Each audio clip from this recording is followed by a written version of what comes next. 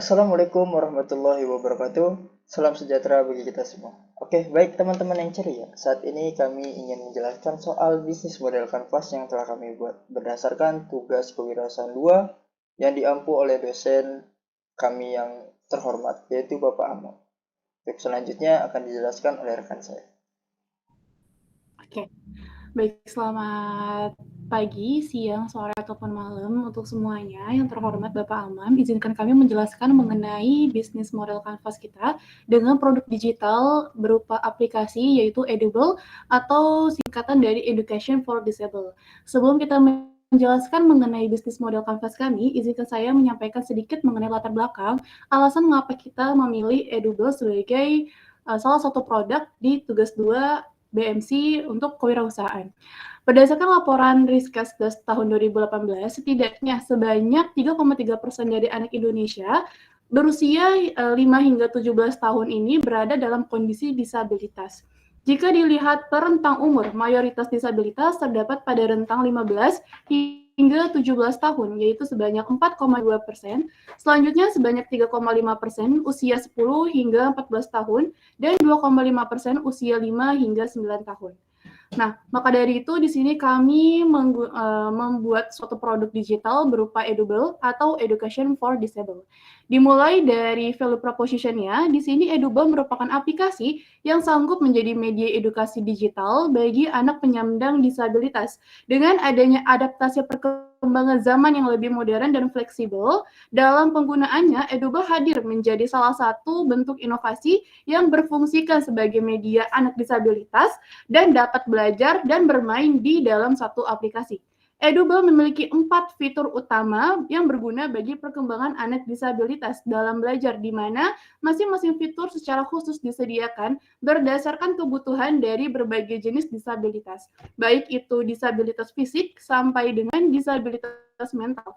Dan fitur yang tersedia dari Eduble ini yang pertama ada text to speech, yang mana di sini fitur yang dapat melatih kemampuan anak tunanetra agar dapat berbicara. Lalu yang kedua ada text to braille, yaitu fitur yang membantu anak dalam mengenal huruf maupun bacaan. Selanjutnya yang ketiga ada text to gesture, yaitu fitur yang berisi konten video berupa gestur dari bahasa-bahasa isyarat bagi anak-anak tunarungu. Selanjutnya yang keempat ada fun learning, yaitu fitur permainan anak agar dapat belajar sambil bermain dengan memecahkan sebuah misi.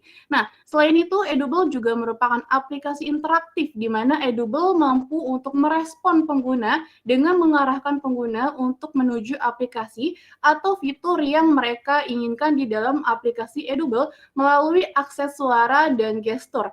Hal ini bertujuan agar dapat menunjang keterbatasan-keterbatasan yang terdapat pada anak-anak penyandang disabilitas. Baik, selanjutnya kita masuk kepada customer segment. Di sini sasaran dari customer kami yaitu yang pertama ada generasi Z dan juga Alpha yang masih berada dalam kategori balita dan juga anak-anak. Customer segmen yang meliputi pengelompokan target pasar pada aplikasi Audible utamanya adalah pada generasi yang sudah saya jelaskan, di mana mereka merupakan penyandang disabilitas yang memiliki keterbatasan pada fisik, mental, dan juga memiliki kesulitan dalam belajar. Selain itu, pengelompokan target pasar sekunder adalah orang tua yang berperan sebagai pendamping dari anak-anak mereka yang merupakan penyandang disabilitas untuk dapat menjadikan Eduble sebagai sarana mereka dalam belajar dan berkreasi dalam bentuk digital melalui aplikasi yang sudah kami sediakan. Sebab pada dasarnya anak-anak tentu masih membutuhkan dampingan orang tua selama belajar dalam mengakses aplikasi digital untuk mereka mengembangkan diri. Maka dari itu, kenapa di sini target customer kita ada orang tua? Alasannya adalah sebagai pendamping. Jadi, untuk anak disabilitas ini tidak bisa menggunakan aplikasi ini secara mandiri karena mereka masih butuh bantuan atau dampingan. Karena pada dasarnya target kami ini adalah usia anak-anak yaitu 3 sampai dengan 10 tahun. Baik, selanjutnya kita masuk kepada customer relationship, yang mana di sini dalam membangun hubungan dengan pelanggan, Eduble berkomitmen untuk memberikan pengalaman yang personal dan berarti. Melalui interaksi yang penuh empati, kami memahami kebutuhan dan preferensi individual bagi kami. Yang pertama, memberikan masa trial untuk pengalaman, yaitu berada di premium package selama 7 hari secara gratis. Nah, mana untuk membawa konsumen kepada tahap loyal, Eduble kami memberikan pengalaman pengguna layanan premium secara gratis selama periode 7 hari yang dapat diaktifkan di dalam aplikasi untuk 1 kali kesempatan di tiap akunnya. Lalu yang kedua, menyediakan opsi bantuan petugas di dalam aplikasi. Demi kenyamanan dan kemudahan pengguna aplikasi Audible, kami meletakkan opsi bantuan petugas di dalam aplikasi sebagai penolong apabila terdapat pertanyaan ataupun kebingungan dari pengguna terkait bagaimana cara mengakses aplikasi ini. Lalu yang ketiga, menyediakan opsi forum untuk menyampaikan kritik serta saran melalui aplikasi. Yang mana forum diskusi ini untuk para pengguna terletak di dalam aplikasi yang dapat terhubung dengan pengguna lain agar dapat berdiskusi terkait aplikasi yang digunakan, serta menyampaikan masukan dan saran bagi Audible sebagai bentuk perbaikan dari aplikasi kami. Lalu selanjutnya ada secara aktif melakukan interaksi dengan masyarakat melalui media sosial mengenai hak-hak anak dan hak-hak disabilitas. Interaksi secara langsung merupakan bentuk kepedulian dan keakraban antara Audible dengan masyarakat melalui media sosial. Audible menjadi mediator bagi masyarakat untuk dapat bertanya serta berinteraksi dengan Audible sendiri. Baik, untuk selanjutnya kita masuk kepada channels. Di sini terdapat media sosial. Kami merancang jalur distribusi yang efisien untuk menghubungkan Audible dengan konsumen kami. Melalui saluran-saluran ini, kami memastikan Audible dapat diakses dengan mudah dan tepat waktu. Tentunya kami juga melihat adanya perkembangan teknologi dan juga zaman yang semakin maju. Yang pertama di sini ada media sosial, yaitu kita fokuskan kepada Instagram dan juga TikTok. Audible memanfaatkan media sosial khususnya pada kedua akun tersebut, yaitu Instagram dan TikTok, sebagai saluran sarana pemasaran karena memiliki pengguna terbanyak untuk saat ini. Lalu sebagai saran untuk menyebarluaskan konten edukatif dan juga persuasif kepada publik terhadap urgensi hadirnya aplikasi Audible ini. Lalu yang kedua ada Play Store dan juga App Store. Audible merupakan sebuah inovasi berbasis teknologi dalam bentuk aplikasi, sehingga diperlukan adanya tempat atau wadah agar pengguna dapat menemukan dan juga mengunduh aplikasi Audible dengan mudah, yaitu melalui market apps berupa Google Play Store dan juga App Store. Yang selanjutnya ada online advertising. Gimana maraknya tren terkait online advertising ini turut menjadi perhatian Audible dalam strategi pemasaran yang akan dilakukan. Audible sendiri pun akan menjalin kerjasama dengan influencer di bidang terkait untuk mendorong kekuatan persuasif Audible di masyarakat. Selain itu, Audible turut mempertimbangkan sarana pemasaran melalui iklan pada aplikasi Instagram, TikTok, dan juga YouTube sebagai aplikasi yang sering diakses oleh masyarakat dalam memperoleh informasi untuk saat ini. Lalu, selanjutnya menjadi sponsorship serta mengadakan campaign terkait child event and disabilities event. Adanya ajakan dari Audible ini melalui acara terkait anak dan disabilitas akan membentuk citra Audible dan branding Audible di mata masyarakat. Selain itu, strategi ini dilakukan untuk menarik empati masyarakat bahwasannya Audible ini hadir sebagai bentuk perhatian terhadap anak-anak, khususnya pada anak penyandang disabilitas. Oke, untuk selanjutnya di sini kita juga terdapat prototipe yang bisa di-scan oleh kalian semua. Di sini terdapat aplikasi bergerak yang bisa kalian mainkan. Tentunya ini hanya sebagai bentuk prototipe yang perencanaan yang ada di ekspektasi kita. Jadi prototipe ini bisa di-scan dan juga dimainkan, namun tentu saja untuk beberapa fitur memang tidak bisa digunakan. Jadi ini masih terhadap sebuah perencanaan. Baik, untuk selanjutnya akan dijelaskan oleh teman saya, Tegar. Silakan. Baik, terima kasih kepada rekan saya, Saudari Salsadila. Oke, teman-teman yang ceria tadi sudah mendapatkan beberapa pembahasan dan penjelasan soal value proposition, customer relationship, customer segment, dan juga channel. Oke, selanjutnya teman-teman bisa beralih di posisi kiri sebelah atas. Di situ ada key partner. Nah, tentunya key partner ini teman-teman sebuah kegiatan yang kita lakukan dengan membutuhkan beberapa pihak, yaitu teman-teman bisa melihat ada investor, ada Kominfo, ada pemerintah, ada Cyber Network Indonesia, ada influencer, dan juga Google Play Store dan dibarengi dengan App Store. Teman-teman yang ceria, Audible ini dalam menjalankan proses bisnisnya memerlukan adanya kolaborasi atau kerjasama ataupun jalinan mitra dari pihak-pihak eksternal nih teman-teman. Tujuannya apa sih? Nah, tujuannya itu sebagai akses untuk dapat menjalankan bisnis dan juga akses menuju target pasar yang dituju. Dalam hal ini ada investor. Nah, tentunya investor ini sebagai pihak yang dapat memberikan manfaat, yaitu berupa pemberian suntikan dana kepada Edubelt. Dan selanjutnya itu ada Kominfo, ada pemerintah, ada Cyber Network Indonesia, dan tentunya mereka adalah pihak yang memberikan kontribusi dalam hal pembukaan akses menuju masyarakat dan akses telekomunikasi. Dan selanjutnya ada Google Play Store dan App Store. Aplikasi dari Google Play Store dan App Store ini merupakan wadah untuk pengembangan aplikasi dan penjalanan aplikasi dalam bentuk digital, dan tentunya Edubelt akan menjadikan sebuah aplikasi yang dapat diakses melalui Google Play Store dan App Store, teman-teman. Oke, baik teman-teman, selanjutnya di posisi kanan key partner itu ada key activities. Betul teman-teman? Nah, teman-teman bisa melihat key activities ini ada beberapa hal perlu dilakukan dan memang akan dilakukan terkait bisnis model Canvas dari Edubelt ini. Nah, sebelum membuat aplikasi Edubelt, pastinya diperlukan atau dibutuhkan adanya riset terlebih dahulu. Nah, riset yang dilakukan ini tentunya mengenai kesesuaian antara aplikasi dengan anak penyandang disabilitas.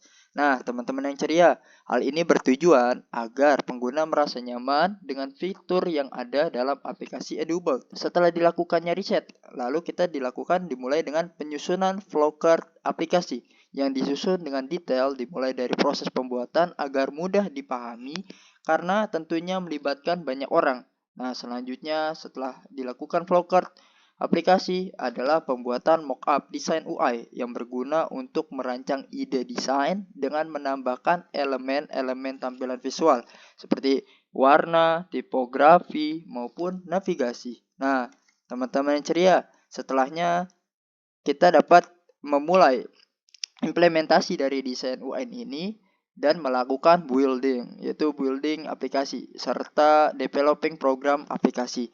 Nah, ketika semua kita setelah merancang desain telah disusun dan dibuat menjadi suatu aplikasi yang dapat digunakan, tentunya teman-teman diperlukannya testing aplikasi. Nah, diperlukan testing aplikasi tentunya untuk melihat apakah masih ada terdapat bug atau error. Nah, kalaupun ada error maka akan adanya maintenance, yaitu pengembangan dari program aplikasi yang akan dijalankan seperti pembaruan fitur maupun pembenahan atas error dan bug yang muncul pada aplikasi. Lalu pada tahap akhirnya itu adalah melakukan promosi. Tentunya dengan melakukan promosi teman-teman, Edubelt ini agar dapat dikenal secara luas kepada masyarakat. Oke, baik teman-teman, di posisi bawah ada key resource. Untuk key resource ini berupa hal-hal yang memang kita perlukan untuk pengembangan aplikasi dari awal hingga sampai diimplementasikan. Nah, kunci dari keberhasilan Edubelt ini adalah dengan membangun sumber daya. Sumber daya yang dimaksud adalah sumber daya internal dari perusahaan.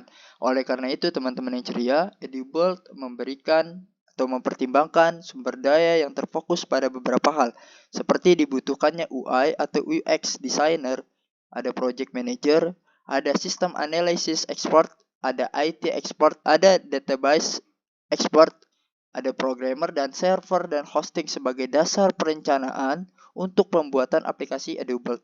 Nah, teman-teman yang ceria, selain itu, dalam perencanaan pembuatan aplikasi Edubelt ini tentunya diperlukan adanya analisa dari child psikologis dan disability psikologis sebagai bentuk penilai atas kesesuaian fitur dan interaktivitas aplikasi Edubelt untuk para pengguna.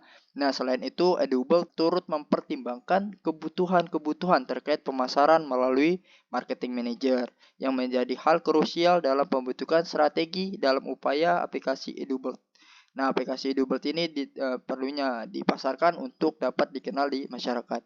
Nah, di sisi lain teman-teman ada karyawan, ada juga HR manager, dan juga ada finance manager, sumber daya manusia yang mengatur tentang perencanaan di balik layar sebagai pengelola dari sisi internal sumber daya manusia dan keuangan untuk dapat memastikan hasil input maupun output yang maksimal.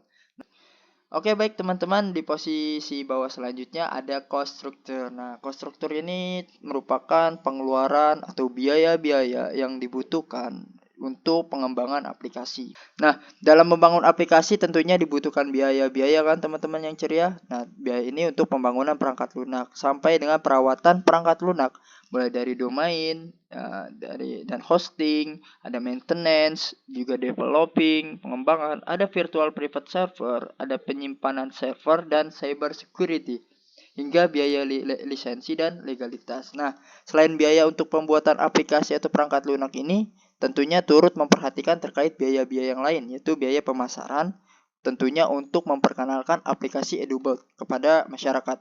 Cost struktur lainnya adalah memperhitungkan biaya atas upah seluruh pegawai yang telah memberikan kontribusinya bagi EduBot. Nah, dan yang terakhir nih teman-teman, ada revenue streams. Nah, revenue streams ini adalah pendapatan yang kita hasilkan dari kedua hal. Itu di sini ada transaction, revenue in membership, premium package, dan juga advertising external party in user interface UI dari apps EduBot. Nah, dari revenue streams ini dibagi menjadi dua hal ya teman-teman. Ada transaction revenue in membership. Jadi teman-teman di sini berupa teman-teman, selanjutnya di posisi kanan bawah, yaitu kanan cost structure, itu ada revenue streams. Jadi revenue streams ini adalah pendapatan yang dihasilkan, yaitu diantaranya ada transaction revenue in membership premium package, yaitu transaksi ini merupakan pendapatan yang terjadi pada pengguna akses membership berupa premium package untuk periode tentunya 30 hari, yaitu 1 bulan. Nah, biaya ini dikenakan untuk langganan 1 bulan sekitar 30.000 per bulan. Dari manfaatnya, dari manfaat dari langganan ini, premium package adalah pengguna dapat mengakses fitur-fitur dan pilihan yang lebih lengkap pada aplikasi EduBot. Nah, selain itu user interface pengguna juga terbebas dari adanya tampilan-tampilan iklan yang muncul. Selanjutnya teman-teman ada advertising external party in user interface dari apps EduBot. Nah, advertising pihak eksternal ini pada aplikasi EduBot muncul pada user interface atau UI di sudut bawah aplikasi untuk biaya yang dikenakan bagi pihak eksternal yang ingin melakukan promosi bergantung pada seberapa banyak tampilan yang ditunjukkan. Jadi kurang lebih begitu teman-teman yang ceria atas penjelasan dari key partner sampai revenue stream. Baik teman-teman dan Bapak Amam, di sini kita menjelaskan mengenai aplikasi dari EduBot setelah kalian scan nanti. Untuk di halaman pertama itu ada menu login, jadi kalian perlu login terlebih dahulu dan kalian bisa mengklik untuk tabel loginnya atau kotak loginnya akan masuk kepada halaman utama. Di sini ada 4 fitur. Kita mulai menjelajahi untuk text to speech. Di sini ada alfabet. Oke, fungsinya adalah untuk mereka ketika mengklik speaker akan terdengar suaranya. Namun sekali lagi ini merupakan prototipe, jadi belum sepenuhnya sempurna. Lalu selanjutnya ada verb atau kata kerja, sama seperti alfabet. Ketika mereka mengklik icon speaker akan terdengar suaranya. Lalu juga ada buku bersuara. Di sini fungsinya sebagai dongeng. Dan untuk icon gembok ini itu untuk premium package, jadi mereka harus bayar ketika ingin mengakses fitur yang digembok atau dikunci ini. Selanjutnya kita masuk kepada fitur selanjutnya, ada text to braille. Di sini yang ada alfabet, jadi ketika mereka mengklik atau menyentuh alfabet ini berdasarkan titik-titik yang tersedia, HP tersebut akan bergetar sesuai dengan fungsinya. Lalu selanjutnya, untuk storybook, di sini sama seperti dongeng, namun berbentuk teks braille. Jadi ketika mereka mengklik fitur ini atau mengklik titik-titik ini akan bergetar sesuai dengan fungsinya sama seperti alfabet. Lalu yang selanjutnya ada fitur text to gesture. Di sini ada alfabet juga, itu mengenai bahasa isyarat. Jadi untuk mereka yang non-disabilitas juga bisa menggunakan fitur alfabet atau bahasa isyarat ini untuk sekalian belajar.